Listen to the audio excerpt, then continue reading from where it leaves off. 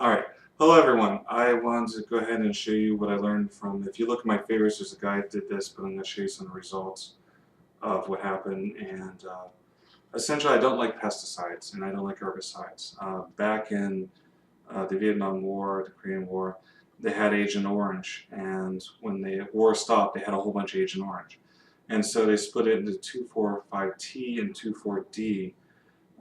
One became pesticides, the other became herbicides, and all the modern pesticides and herbicides are basically derived from this stuff.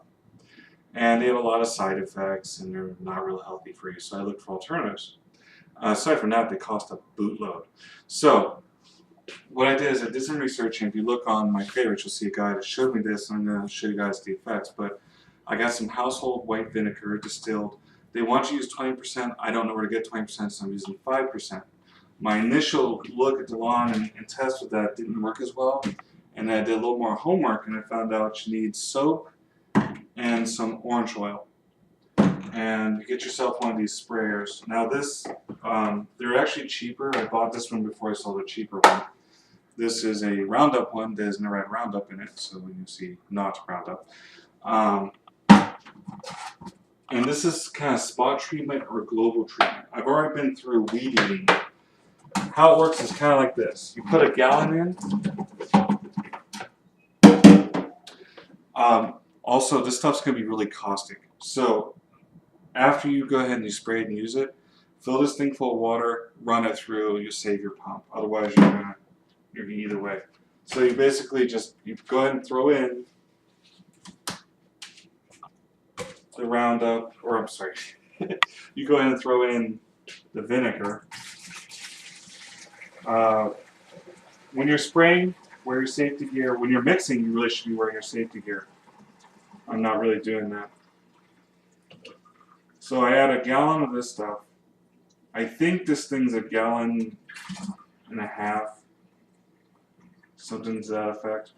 And the nice thing is, because it's vinegar, the cats, because it's vinegar, the cats stay away from it. So I got this for cheap at Walmart, like $1.25. It's orange. I figured, why not? You know, we're doing the orange thing. Basically, just get in a few good squirts. It's going to cause it to adhere to the plants. How this stuff works is it strips off the waxy layer, and this is the orange. And it strips off the waxy layer, and this stuff you don't need nearly as much. So just a few ounces. You could measure it, but I'm a guy, so we don't. It's the law of the universe. In the lab we measure, in the yard we don't. So anyways, it strips off the waxy layer and causes the plant to basically dehydrate. Two things I've noticed from this. Either A, on the thinner plants, they turn to dust pretty fast. Or B, on the thicker, stronger plants, they're easier to pull out of the ground. I start seeing effects. You want to spray in the morning too. You don't want to, this is a nighttime thing. You want the sun to come down and really beat on these plants after you coat them. But I've noticed that it starts having an effect within a day. By day 3, the plants are in really bad shape. So after it's in place, you go ahead and screw it. Make sure it's tight. And you know, this is all reasonable tight stuff because it's plastic. And then this is called priming it, where you just kind of mix it up. Then you pump it up and you go outside. And we're going to go ahead and go do that next. Okay, now I'm going to show you how I apply this stuff, but first I'm going to show you what my yard up front looked like. Turn around, please. Now, mind you, we're in the desert and nothing's supposed to grow here, so ta-da. That was pretty much out front. So, follow me. Adding really on your soap. And what you see right here is, see how brittle, easy that comes out? This is stuff I've sprayed.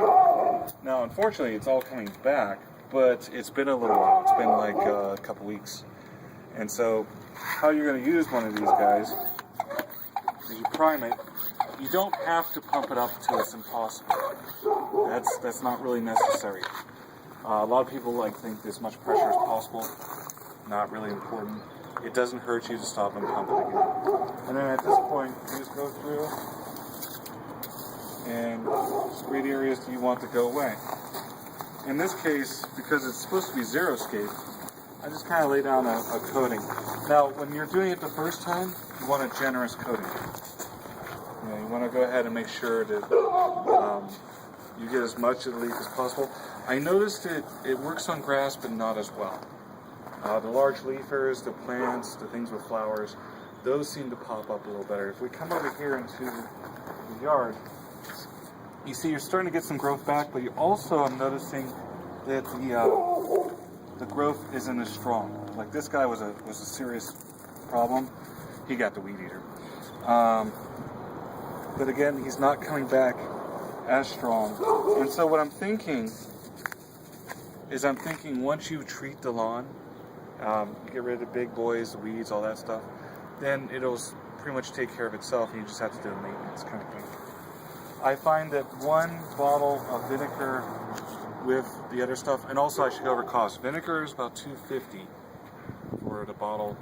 The soap was $1.30 maybe. And the most expensive thing is the orange oil. You want to get some concentrate, some quality. And so, you just kind of basically at this point you go through and you hammer the stuff.